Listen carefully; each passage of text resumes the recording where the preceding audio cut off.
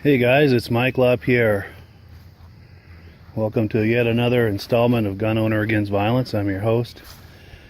For those not familiar with that title, it's a TV show that I created and hosted back in the early 2000s. Kind of a cable access slash streaming video thing I was doing. So today's topic is: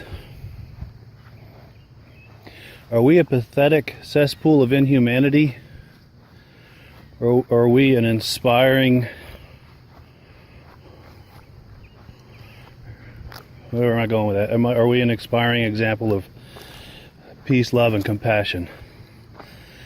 It's getting more and more difficult to be sure.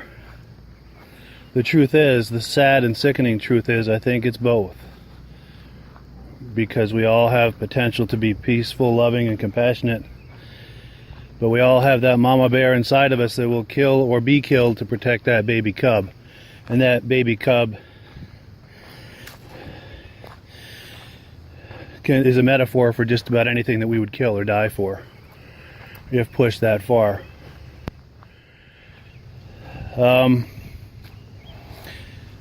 It's really sad and sickening to see everything's going on social media and on TV, and just listen to people in public. There's a whole lot of hate going around. There's a big, nasty, horrible, awful, heinous event that happened last week, that mass shooting in Orlando. A lot of innocent people killed, and a lot of innocent people grieving that and trying to find a way to reconcile that.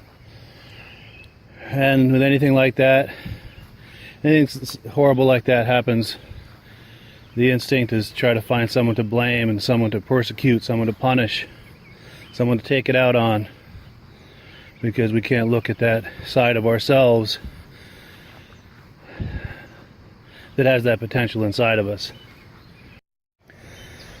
But no, I've never seen such hatred, such intolerance, just such ugliness, such an ugly side of humanity and human nature. It's truly disturbing. And I think as a society, and I don't want to get into political sides and various religions and so forth, I think we have come a long way as far as being a more peaceful, compassionate society, being more tolerant and loving and compassionate and inclusive and all of that. But sadly, a lot of the people that are crowing that the loudest are crowing it from a very agenda-driven motivation. So there are blind spots. I think they have good intentions on both sides of the political aisle, if you want to go there. But there are blind spots, and those blind spots create hypocrisy and exceptions. And we're seeing those now. And we're seeing it with blaming innocent Muslims. And I've talked about this before, as compared to radical Muslims. And the difference is, as in any religion, there are people who participate in that and as a way to find peace and love and compassion and be a better person. And I've seen people of all religion, I've seen it bring out the best in them. I've also seen religion, all types of religion, I've seen it bring out the worst in them. And that would be, kind of like your fundamentalists, your radicals, whether it's Islam or Christianity. The people who blow up abortion clinics are no different from the, radical Islam. And people who have it in their mind, we all have things we disagree with and are pissed off about. But there's, no matter how much I disagree or am pissed off about certain things I see in society, we all know that this just doesn't make any sense. The math just doesn't work to go out and hurt a bunch of innocent people. It's just not right. There's, no matter how you slice it, the rationale, or the logic, or the justification. Rational people just don't even entertain that possibility, no matter how pissed off we are about something. And there's plenty of things to be pissed off about. So that's the line of radical, is where, whether it's religious or political, radical is if you would entertain harming or killing innocent people. So that's the distinction. Most Muslims that I've known, and I've known plenty of Muslims, I've talked about this in other videos, I'm not going to get into that anymore, but or decent, compassionate, loving people. And any religion, whether it's Islam or Christianity or Judaism or Buddhism or any other religion, has its pros and cons. I'm not a religious person. I don't like religion. It's not for me. But like I said, I've seen it bring out the best in people, and I've seen it bring out the worst in people. And right now I'm seeing the worst in humanity on social media and in the news, and just demonizing and vilifying and persecuting and stigmatizing innocent people, innocent Muslims, innocent gun owners, and an inanimate object, the dreaded assault rifle. I've talked about that recently as well. So how many innocent people do we want to fuck with here? How is that okay? How is that okay? How come we're so unwilling to look within, collectively and individually, at the potential in ourselves to be hateful and to hurt people? We all have it. We all manage to keep it in check. But it's there. It's an ugly side of humanity. And I'm a Rush fan. Many of my friends who are probably watching this probably are too. And one thing that's said of Rush fans is they have a lyric for that. Just about anything you can come up with in a conversation, Rush fans have a lyric for that. I have a couple of Rush songs that the lyrics kind of coincide with what I'm talking about today. One of them is called The Killer Instinct. If you do a Google or YouTube search for Rush, The Killer Instinct, you can find that.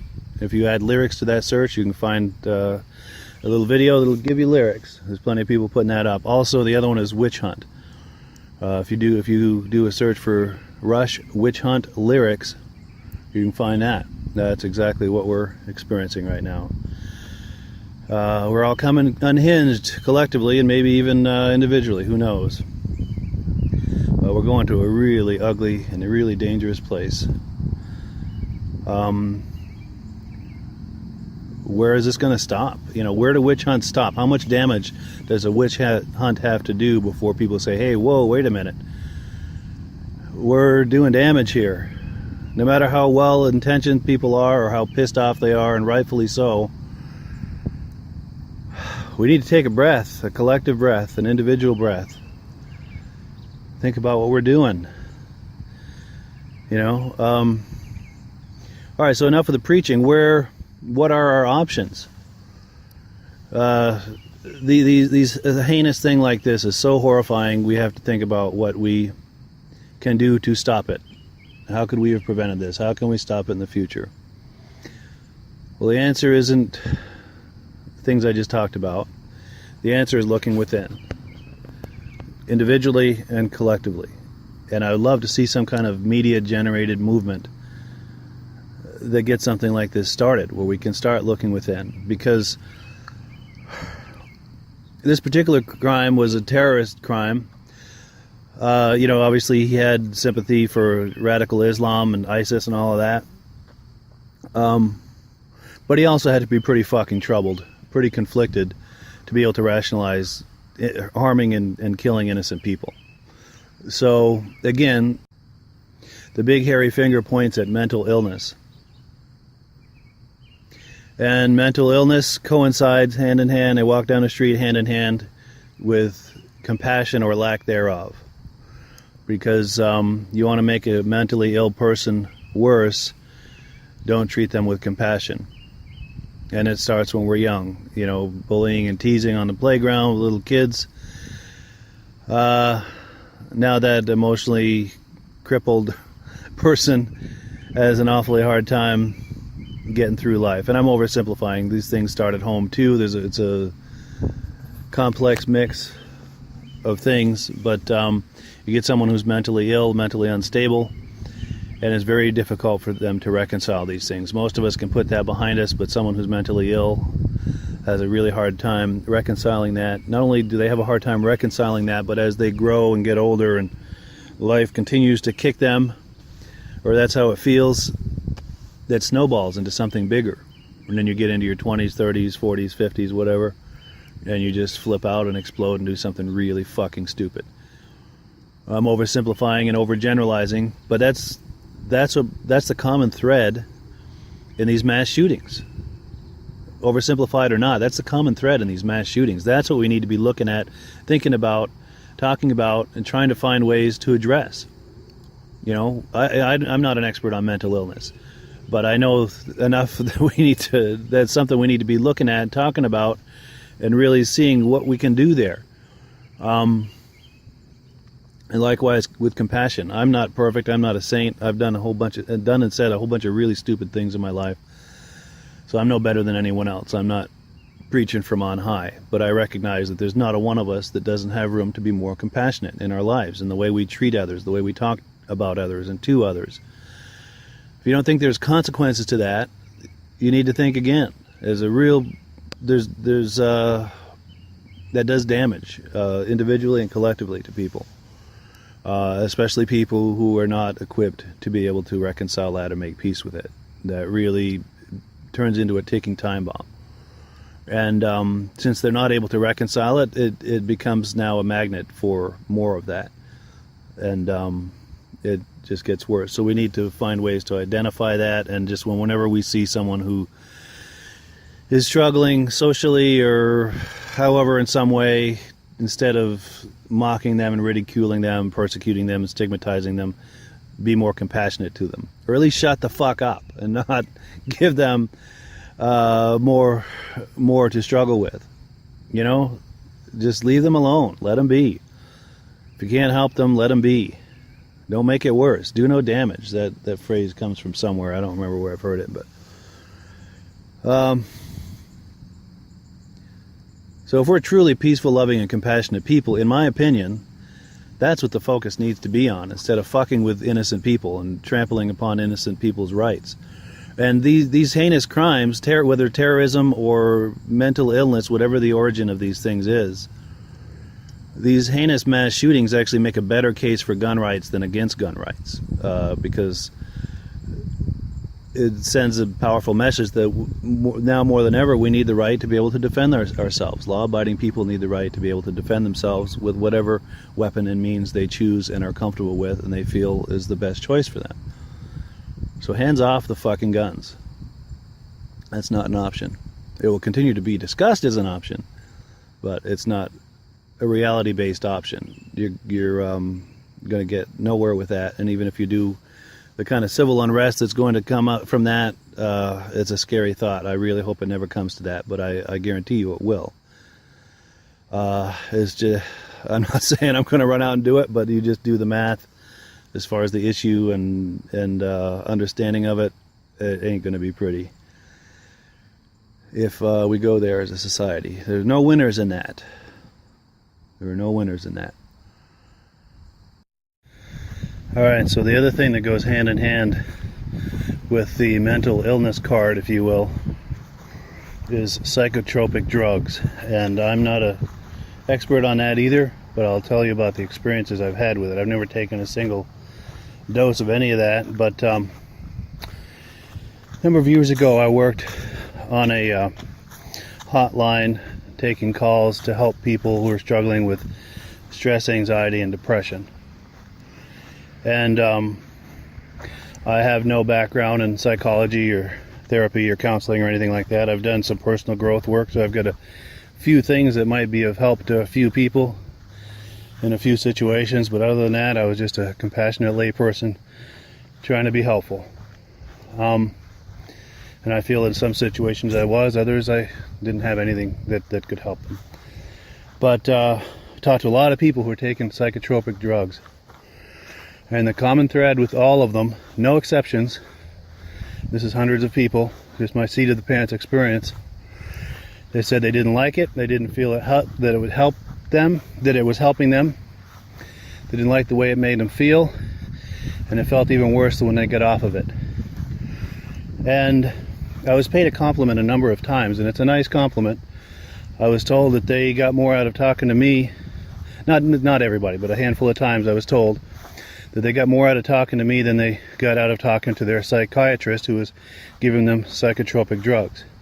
That's a nice compliment and everything, and I was honored to hear that. But if they're getting more talking to me than they are to their psychiatrist, there's a serious problem there. There is a serious problem there.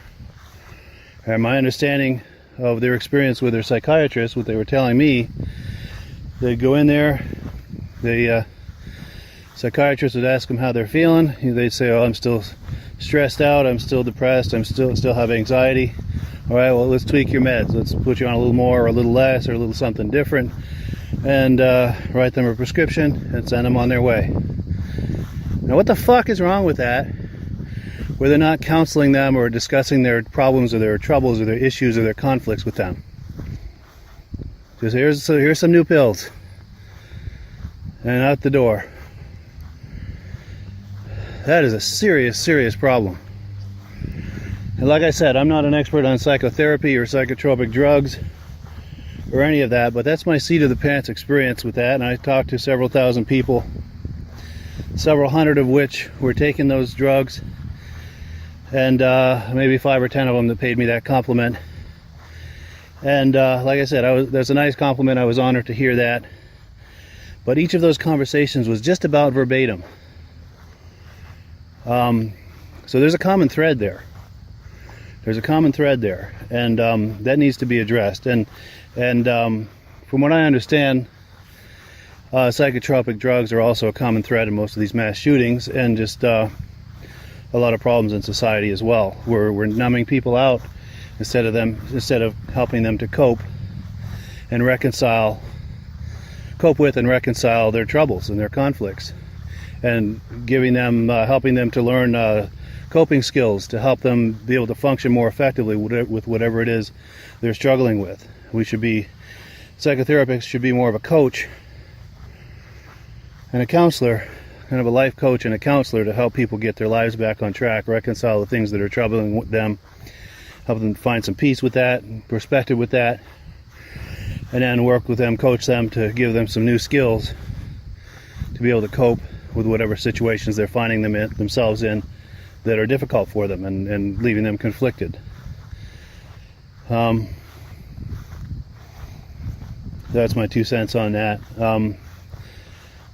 I think it's a complete waste of time to obsess over peaceful Muslims and peaceful gun owners, lawful gun owners. Like I said, I make a distinction between peaceful Muslims and radicalized Muslims. We absolutely need to be looking at radicalized Muslims and finding ways to address that and combat that and deal with that. And I'm not an expert on how to do that, but I believe we should be doing that to the best of our ability.